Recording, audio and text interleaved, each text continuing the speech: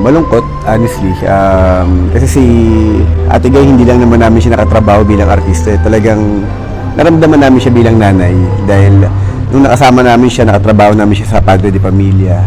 Mula nun kasi yung relationship nagdire-diretso eh. Naging magkaibigan kami, constant yung communication, nagbabalitaan kami pag nagkikita kami sa mga awards night.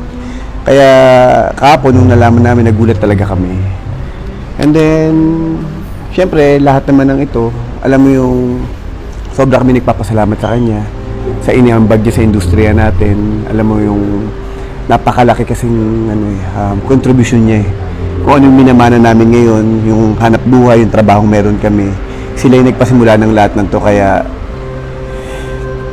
ang hirap kalimutan, ang hirap tanggapin, pero ganun talaga ang buhay.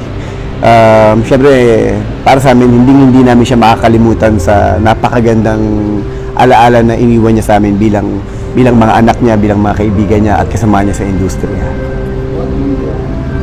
Siguro bukod po sa talent kasi ni Ate Guy, ang superstar natin, siguro yung mga lesson na binigay niya sa amin, yung mga kwentong isinishare niya every time na nakikipag-usap siya sa amin, yun siguro yung maibabaon namin. And siguro kung gaano rin kami kalungkot, ganun din kalungkot ang mga fans.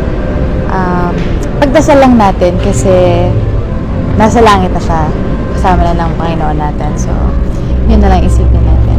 Maraming salamat.